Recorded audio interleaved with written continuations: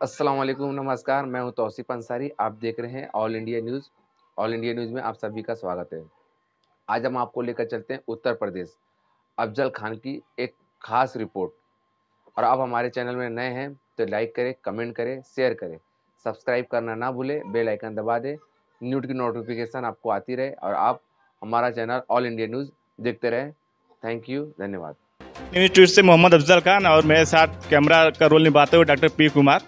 और आज हम उत्तर प्रदेश के चंदौली जिले के धानापुर ग्राम में हैं। इस समय यूपी में चुनावी बिगुल बज चुका है और सारी पार्टियां जो है अपनी कमर कस चुकी हैं और जो प्रत्याशी नामांकन कर चुके हैं वो क्लियर हो चुका है। और हर एक प्रत्याशी जो है कि अपने हिसाब से हम अपने एरिया में अपना जो है कि प्रचार प्रसार कर रहा है। और इस समय हम बसपा के विधायक अमित यादव उर्फ लाला जी के यहाँ आए हुए हैं और इनसे जानते हैं कि ये जो है कि किस लेवल पे अपनी तैयारियां कर रहे हैं।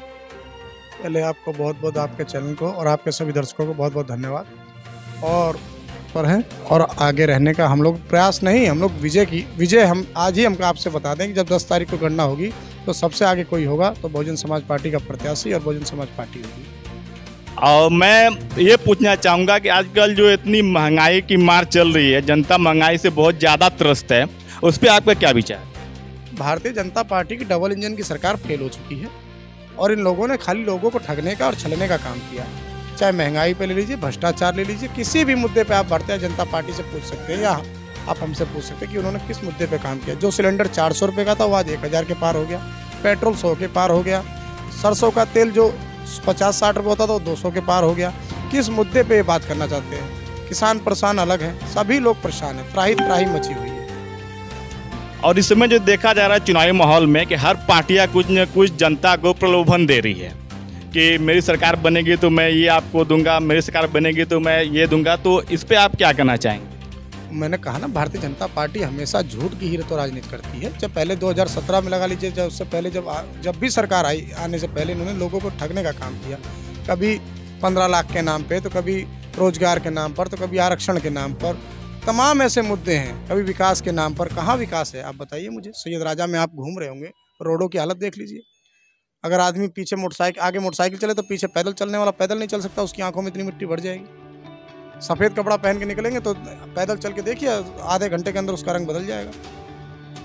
और जैसे कि देखा जाता है कि बड़े बड़े जिलों में खेल के लिए एक जो है कि मैदान बना होता है, उसमें राष्ट्रीय अंतर्राष्ट्रीय खेल होता है, लेकिन अपने चंदौली में ऐसी कोई व्यवस्था नहीं दिख रही है।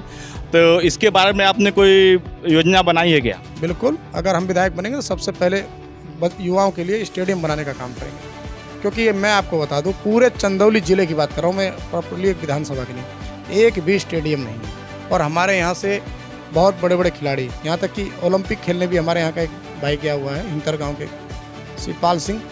और फिर भी वो देख लीजिए कि जो प्रतिभाएं हमारे यहाँ कमी नहीं है, मगर उनको संसाधनों की कमी है, प्रतिभाओं की कमी नहीं है। हमारे युवा भाई ऐसे ऐसे हैं जो एक से एक बढ़िया खेल खेलते हैं, चाहे एथलीट हो, चाहे कबड्डी हो, चाहे क्रिकेट हो, मगर जब संसाधन नहीं मिलेंगे, स्टेडियम नहीं मिलेंगे, कोच नहीं मिलेंगे, तो किसके जरिए उनका वो होगी उन्नति? बताइए। और जो देखा जाता है कि जो छोटे तबके के लोग होते हैं, जिनको कि रहने के लिए घर नहीं होता है, जब बारिश होती है, पिछले साल जो बारिश हुई थी उसमें कितने लोगों का मकान ढह गया है, लेकिन मैं जाकर वहाँ पे देखा हूँ कि अब तक उनका मकान जो कि नहीं बना हुआ है। और वो ठंडे के मौसम में, बारिश के मौसम में वो कैसे अपना गुजारा करते हैं, ये तो सोच के मेरा जो कि रोआं काँप उठता है।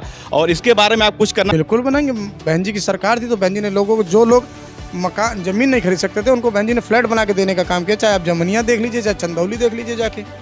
जब सरकार थी बहन जी की तो तमाम ऐसे ज़िले थे जहाँ जिले पे, वो भी ये भी नहीं कि कहीं अदर गांव में, जिले पे जो शहरीकरण, वहाँ जाके बहन जी ने लोगों को फ्लैट बना के देने का काम किया। और जो कि वहाँ से बच्चे शिक्षा नज़दीक हो, डिग्री कॉलेज नज़दीक हो, मुख्यालय नज़दीक हो, किसी तरीके की उनको परेशानी ना हो, इसलिए उनको शहरीकरण करके बहन जी ने बसाने का काम किया। और तमाम ये जो आवास योजना का विलाप रोते हैं, मैं आपको ऐसे ऐसे कई आवास योजना और शौचालय में बता दूं, शौचालय की मैं आपको फ़ोटो भी दे दूंगा, नाम भी बता दूंगा, आवास की भी। कई गांवों में मैं गया कि ना तो उनको आवास मिला और शौचालय मिला तो उसका कंपाउंड तक नहीं बैठा रखा, बस 3 दीवारें खड़ी कर दी, दरवाज़ा लगा दिया और शौचालय हो गया।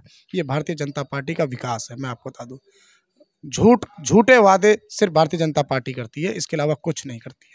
सर, आप सुबह से लेकर के देर रात तक अपने साथियों के साथ, अपने चाहने वालों के साथ जो एरिया का भ्रमण करते हैं, हर एरिया में अलग अलग एक रुझान होता है। तो आपको इन रुझान में क्या मिला जो कि आपको कितने लोग सपोर्ट कर रहे हैं और कितने लोग विरोध कर रहे हैं? देखिए, हमारा विरोध वही कर रहे हैं जो उनके चमचे हैं, और जो सपोर्ट की बात आप कर रहे हैं, सपोर्ट तो मैं हर किसी का सपोर्ट हमें है, चाहे माताएं बहनें, चाहे किसी जात के हों, चाहे किसी बुजुर्ग हों, चाहे युवा साथी हैं, हमारे सभी हमारे साथ हैं। और 36 बिरादरी, सर्व समाज, ये लोग तो एक जात को लेकर बिलापते हैं कि हमारे साथ ये जात है, मगर मैंने इस बार सैयद राजा की जनता ने मन बना लिया है, इन लोगों की विदाई पक्का कर देगी, इलाज इनका कर देगी सैयद राजा की जनता। दवाई हमने देनी चालू कर दी। अब मैं आपसे जानना चाहता हूं, अब ये चुनावी मुद्दों को लेकर के आपका क्या विचार है? आप जो कि किस रूट पे काम कर रहे हैं?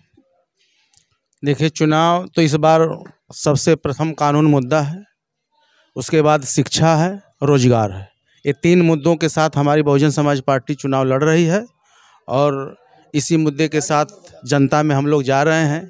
आज कॉलेज बंद हैं, नौकरी के नाम पे नौकरियां, भर्तियां बंद हैं, कुछ भर्तियां होती हैं तो पेपर लीक हो जाती हैं, बैंक ड्राफ्ट तो बनवाया जाता है, युवाओं से पैसा तो लिया जाता है भर्ती के नाम पे, लेकिन ये तो सरकार भर्ती घोटाला कर रही है, बगैर किए हुए पैसा, मतलब पैसा लेके घोटाला हो जा रहा है, पेपर लीक हो जा रहा है, कोर्ट में जा रहा है, लटका। बता दीजिए कहीं भर्ती हो रहा है?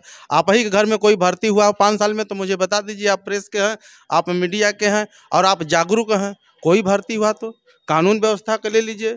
आज चाहे बच्चे हों, चाहे बच्चियां हों, चाहे युवा हों, चाहे हर जगह आए दिन इन लोग कहे थे बेटी बचाओ और बेटी पढ़ाओ, लेकिन बेटी बलात्कार की जा रही हैं, यहाँ तक कि 8-10 साल की बच्चियां बलात्कार की जा रही हैं, और उनके लोग ही तमाम भारतीय जनता पार्टी के विधायक और सांसद आप लोग देखे हैं कि उनमें इन्वॉल्व हैं। तो ये तो बेटी बचाओ बेटी पढ़ाओ का नारा दिए, लेकिन कहना पड़ रहा है कि दिखाकर ख्वाब महलों के गुर्बत लूट लेते हैं, वतन की आबरू और उसकी जिन्नत लूट लेते हैं। जो नारा देते हैं बेटी बचाओ और पढ़ाओ का, वहीं नामर्द मासूम की इज्जत लूट लेते हैं। आज किसान परेशान है, चाहे किसान हो, किसान 1.5 साल धरना प्रदर्शन दिया। यह देश का पहला इतिहास है, किसी देश में किसान 1.5 साल धरना प्रदर्शन दिया, उसकी सुनवाई नहीं हुई, कील बिछाया गया, कांटे बिछाए गए, बौछारें चलाई गई, और 700, मैं नहीं कहता हूँ, आप वही मीडिया के लोगों ने बताया कि 700 किसान मर गए। तो मुझे यहाँ भी कहना पड़ रहा है कि कैसे कह दूँ कि सरकार गुनहगार नहीं है, कातिल है, मगर हाथों में तलवार नहीं है। 1.5 साल में कितने किसानों के बुझ गए चिराग, और ऐसे अपराध पे भी ये हुकूमत शर्मसार नहीं है।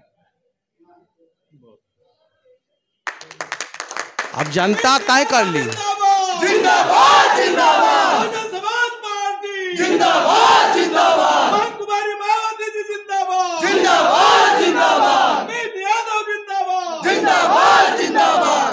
जनता पछता रही है चुन के। देखिए, उसमें सब मतलब जनता वोट दे के अब पछता रही है, और किसान भी कह रहा है, नौजवान भी कह रहा है, और यहाँ तक कि सरकारी कर्मचारी भी परेशान है। किसी का तनख्वाह नहीं मिल रहा है तो किसी को भत्ता नहीं मिल रहा है।